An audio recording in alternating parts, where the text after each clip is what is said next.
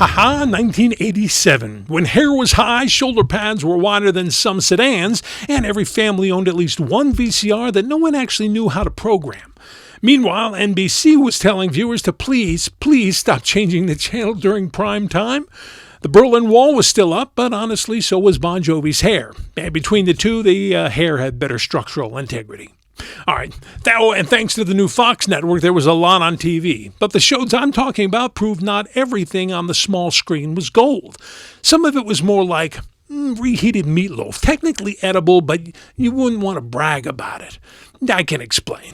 Paul here, working actor and former radio host. Okay, before I dive in, a little housekeeping here. I'm now skipping any show that ran more than one season. You guys keep blasting me in the comments for bottom-rated shows that were once classics or later became one. I get it. Oh, and the bottom 14 of this year were all Fox shows because the network was brand new and in limited homes, so I included only the bottom 3 from Fox. All right, let's go. Number 10, Sable. An adventure crime drama starring Louis Van Bergen as John Sable, a mercenary masquerading as a children's book author. His family was murdered, and his revenge made him an outlaw. Now his obsession is to help those who have nowhere else to turn.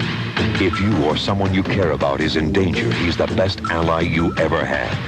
But if you threaten the lives of innocent people, you're a target. You won't hear him coming. He'll give no warning. But November 7th, he'll be here. Watch out for Sable. I'm scared. Neil Flynn was in one of the episodes, but just 7 episodes aired total. Number 9, Everything's Relative. Oh, this is good. Or bad. A sitcom about 2 very different brothers sharing a Manhattan loft. It starred Jason Alexander as the uptight elder brother, with Tony Natoli as his frat boy sibling. I know some theme songs are boring, but you gotta hear this. It looks like a parody of a sitcom opening. Would you swim the ocean? Yeah. Now that's devotion. Yeah. There ain't nothing in the world that I wouldn't do for my brother. Would you wrestle a bear? Yeah. Oh yeah. Would you shave off your hair? Yeah. There ain't nothing in the world that I wouldn't do for my brother. Brother, I found a friend in my family tree. Brother, someone who'll go out on a limb for me. Well, would you go to the mat? I'd do better than that. Well, then would you fly to Rangoon? I'd fly to the moon. There ain't nothing in the world that I wouldn't do. Can I borrow 20 till payday? That I wouldn't do for my brother. What happened to the 20 I lent you last week? It tried to be The Odd Couple as brothers, and with George Costanza, it was like someone told AI to make a Seinfeld prequel. Sheila Baxter, huh? No, I'm not going to call her. Oh, come on, Jules, why not?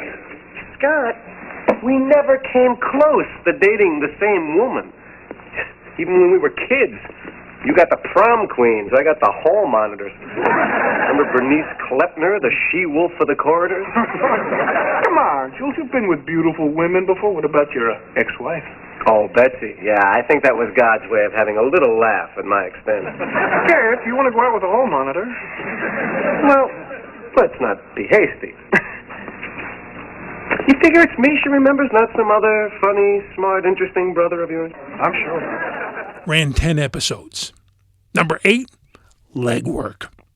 A crime drama starring Margaret Cullen as Claire McCarran, a go-getter who quits the DA's office to become a high-octane private eye.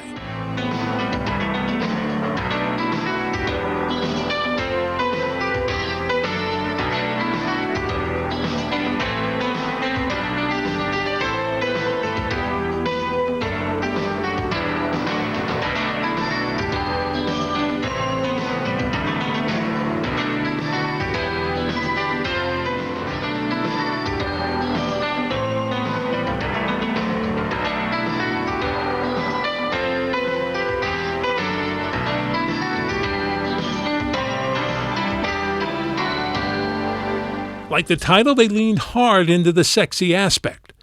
Speaking of George Costanza, Marisa Tomei was in one episode. What for? It was a one-way relationship. Chuck's first love was cocaine. Did the company know about this? Probably. They couldn't care less as long as he continued to make money for them. They're animals here.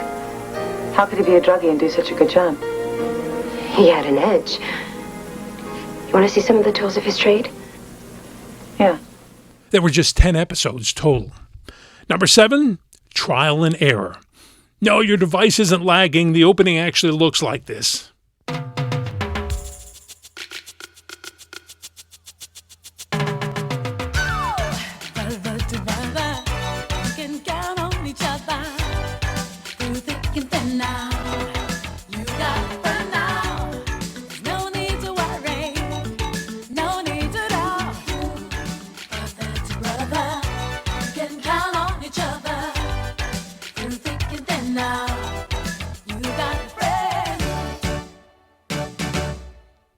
A sitcom about two Latino buddies in L.A.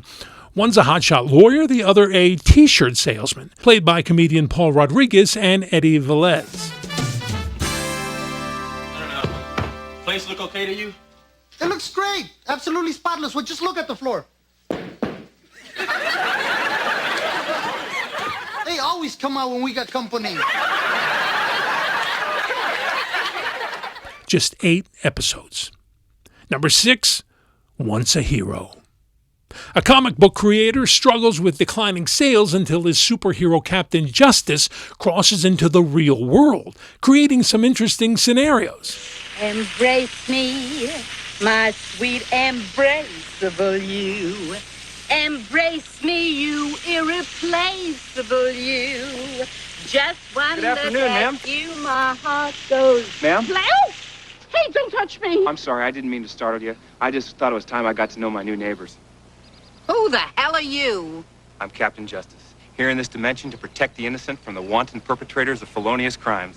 Not on my lawn, you're not. Ma'am. But just 7 episodes aired. Hey, coming up, I have a weird Dukes of Hazzard coincidence, an absolute film legend, and we'll take a look at some women in prison. Hey, please hit subscribe and ring the bell for more great TV failures. Number 5, Hot House. A series about the lives and work experiences of the staff of a mental hospital. Okay, I admit the opening in this one's a bit boring. I'll just play a little.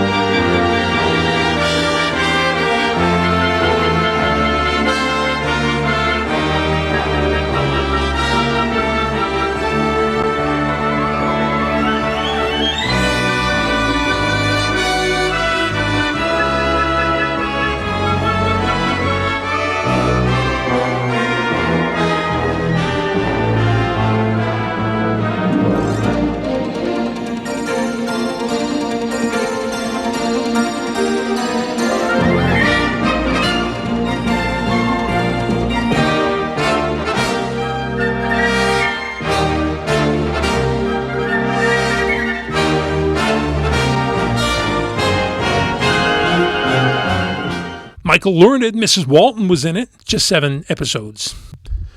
Number 4, Blue Skies. This was wild. A family drama starring Tom Wopat of Dukes of Hazzard fame as a divorced ad exec starting anew in Oregon. He moves with his wife and his new blended kids to run a dusty sawmill. A man and a woman adjusting to 2 very different families. You should just remember to knock before you come in here. Sharing life under blue skies. Bye! I'm gonna get you for this, Charlie! So if the city's got you feeling a little high and dry, You left her stranded on a deserted island. escape to Blue Skies with Tom Wopat, premiering Monday at 8. Not a bad promo, but that is pretty much all that still exists from it. Oh, they also had a character on it named Roscoe. Odd choice. Lasted just 3 episodes. Should have had Daisy. Number 3, Women in Prison on Fox. It was a sitcom. It was set in Wisconsin.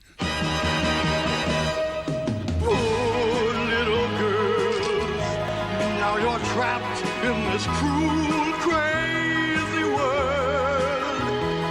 You feel so ashamed, you insist you were framed, and you cling to your soul, at least till parole. So misunderstood, now you're missing the life that was so good. Yes, it was. While other girls make dates, you make license plates. Now it's life in the joint. Clean your cell, what's the point? So your journey resumes back and forth across the room. Have them forward your mail. Now you're in jail. Yeah, that theme sounded like Tom Jones singing a Tim Burton song. I just want to die. And I want a hat. Hey, kid. Come here. Shut up! Lasted only 13 episodes. Number 2, The Dirty Dozen. Yeah, Fox was trying to jumpstart its network with a known name. It was their take on the classic World War II movie. Ben Murphy, yes, the Pony Express guy, starred as Lieutenant Danko, who must assemble 12 convicted soldiers for top-secret missions. Well, we end up here. The last place Nielsen-rated show of 1987-88. Coming in at 125th place. That's low. Mr. President.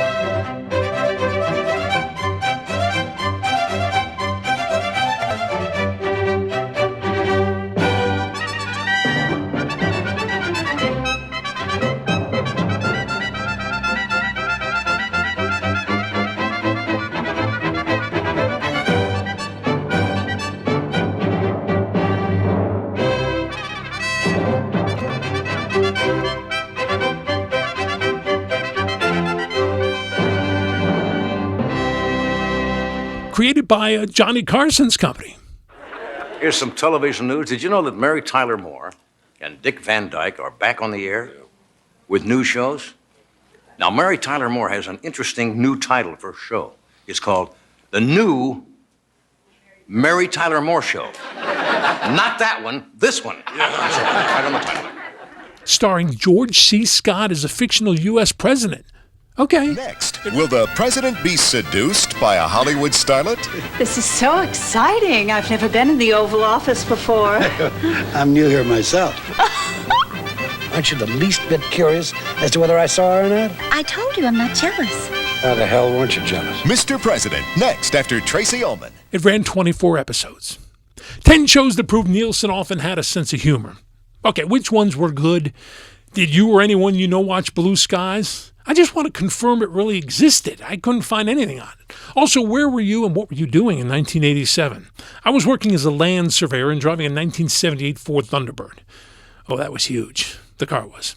Anyway, I'll be back with more bottom 10s, but check out my bottom 5 from 1981. It's going to be right here. Oh, you're going to love it. Remember the VCR Plus? Oh, yeah. My dad thought that was magic. Might have been.